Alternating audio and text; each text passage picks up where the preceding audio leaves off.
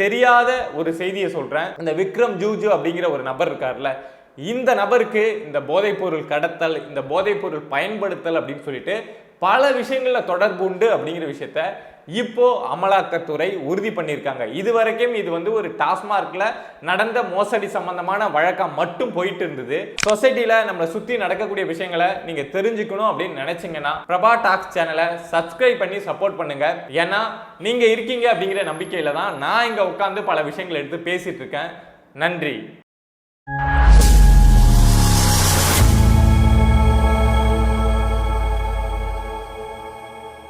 அனைவருக்கும் வணக்கம். நல்ல சமூகம் உருவாகணும், அதுக்காக நான் உங்கள் பிரபாகரன் பேசுகிறேன்.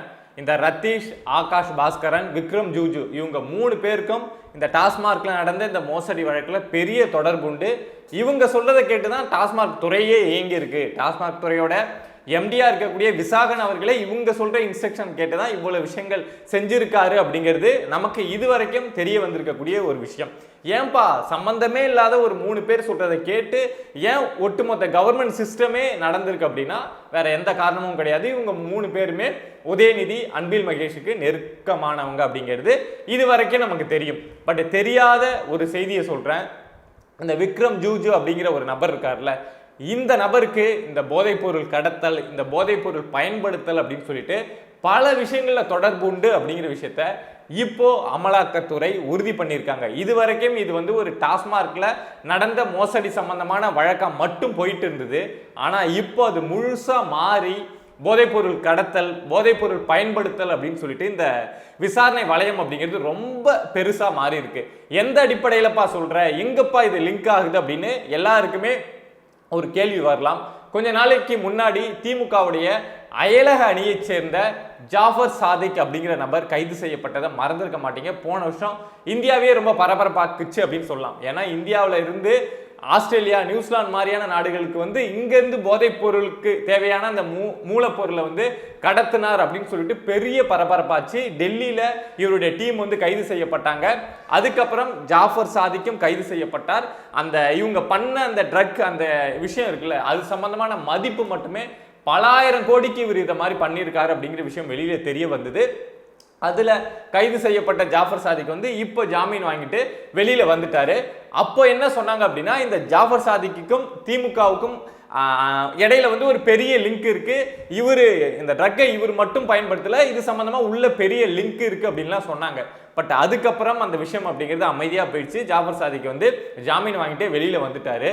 ஸோ இப்போ இந்த நேரத்துல அமலாக்கத்துறை இந்த டாஸ்மார்க் சம்பந்தமான இந்த வழக்கு இருக்குல்ல, இது சம்பந்தமா விசாரணை நடத்துறப்போ இந்த வழக்குல தொடர்புடைய விக்ரம் ஜூஜுக்கும் அந்த ஜாஃபர் சாதிக்கு போதைப் பொருள் வெளிநாடுகளுக்கு பல ஆயிரம் கோடிக்கு கடத்தினார்ல, ஸோ அவருக்கும் இடையில தொடர்பு இருக்கு அப்படிங்கிற விஷயத்த உறுதி செஞ்சிருக்காங்க. ஸோ 2 பேரும் சேர்ந்து இந்த விஷயத்துல நிறைய விஷயங்கள் செஞ்சிருக்காங்க அப்படிங்கிறது இதுவரைக்கும் தகவலா வெளியாயிருக்கு.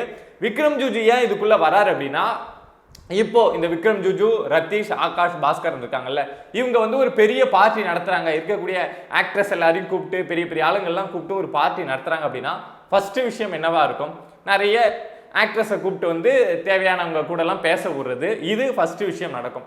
அடுத்ததா அவங்களுக்கு தேவைப்படக்கூடிய ஒரு முக்கியமான விஷயம் என்னவா இருக்கும்னா ட்ரக். அது நமக்கு நல்லா தெரியும். இப்போ சென்னையில ஒரு ஹை லெவல்ல ஒரு பார்ட்டி நடக்குது அப்படின்னா அங்க ட்ரக் இல்லாம இருக்கவே இருக்காது. உலகத்தில் இருக்கக்கூடிய எந்தெந்த ட்ரக்லாம் இருக்கோ எல்லாத்தையுமே இம்போர்ட் பண்ணி கொண்டு அங்க அந்த பார்ட்டியில அந்த ட்ரக் அப்படிங்கிறது பரிமாறப்படும். அதுலயும் எந்த அளவுக்கு அது மோசமா இருக்கும் அப்படின்னா, எல்லா ட்ரக்கையும் இந்தியாவில் இருக்கக்கூடிய இல்ல நம்ம சினி இண்டஸ்ட்ரியில இருக்கக்கூடிய எல்லாருக்கும் யூஸ் பண்ண தெரியுமா அப்படின்னா தெரியாது. ஏன்னா சில ட்ரக்ஸ் எல்லாம் நம்ம ஓவர் டோஸ் எடுத்தோம் அப்படின்னா அடுத்த நாள் உயிரோட இருப்போமானே தெரியாது. ஸோ அந்த அளவுக்கு மோசமாக இருக்கும். பட் ஆனால் அந்த ட்ரக்கை யூஸ் பண்ணோம், அந்த டோஸ் எப்படி எடுத்துக்கணும்னு தெரியாது, அதை எப்படி இன்ஜெக்ட் பண்ணணும்னு தெரியாது அப்படின்னு நிறைய பேர் நம்ம இண்டஸ்ட்ரியிலே இருப்பாங்க. அதை மாதிரி நிறைய ட்ரக் அப்படிங்கிறது உலகத்தில் புதுசு புதுசாக வந்துக்கிட்டே இருக்குல்ல. ஸோ இதுக்காக எந்த அளவுக்கு அவங்க இறங்கி போய் செஞ்சாங்க அப்படின்னா, வெளிநாடுகளில் போதைப் பொருளை ரொம்ப அதிகமாக ஈஸியாக பயன்படுத்தக்கூடிய நாடுகள் இருக்கும்ல, ஸோ அந்த நாடுகள்ல இருந்து சில பெண்கள், நம்ம எப்படி கிரிக்கெட்டில் ஐபிஎல்ல சேர் கேர்ள்ஸை கூப்பிட்டு அங்கே இருக்கிற ஆடியன்ஸ் எல்லாம் சேர் பண்ணுறோம் அப்படின்னு பண்ணுறாங்கல்ல, ஸோ அதே மாதிரி ட்ரக்கை இன்ஜெக்ட் பண்ண தெரிஞ்ச, நிறைய கரெக்டாக டோஸ் கொடுக்க தெரிஞ்ச நிறைய கேர்ள்ஸை அங்கேருந்து ஒரு பார்ட்டி நடக்குது அப்படின்னா அவங்களுக்குன்னு தனியாக சார்ட்டர் ஃப்ளைட்டை புக் பண்ணி அவங்கள அங்கேருந்து கூப்பிட்டு ஒரு 4-5 பேரை கூப்பிட்டு வந்து இங்கே இருக்கக்கூடியவங்க எல்லாருக்கும் வந்து ட்ரக்கு கொடுக்கறது, இந்த ட்ரக்கை இப்படி பயன்படுத்தணும், இந்த ட்ரக்கை வந்து இப்படி யூஸ் பண்ணணும் அப்படின்னு சொல்றது, அப்படிங்கிற அளவுக்கு இந்த ட்ரக் மாஃபியா அப்படிங்கிறது உள்ள நடந்திருக்கு.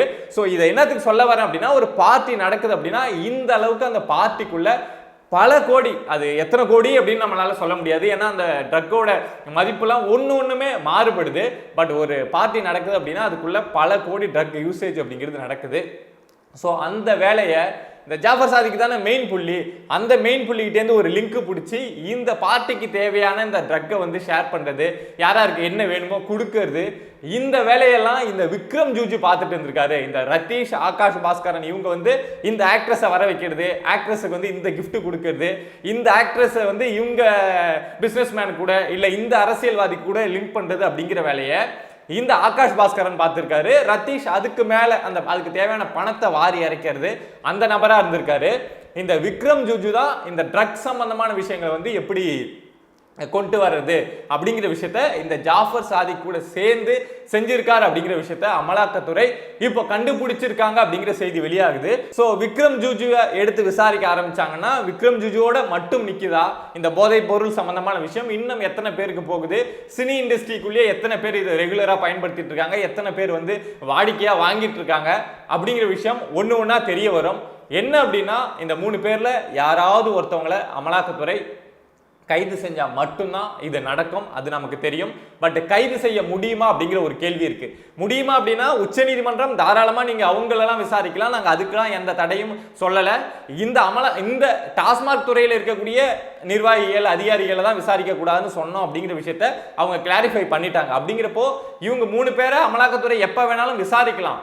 ஆனா இவங்க 3 பேர் சிக்குவாங்களா அப்படிங்கிற ஒரு கேள்வி இருக்கு. ஏன்னா இதுக்கு முன்னாடியே அமலாக்கத்துறை இந்த ஆகாஷ் பாஸ்கரன், ரத்தீஷ் 2 பேருக்கும் சம்மன் அப்படிங்கிறத இஷ்யூ பண்ணியிருந்தாங்க விசாரணைக்கு வர சொல்லி.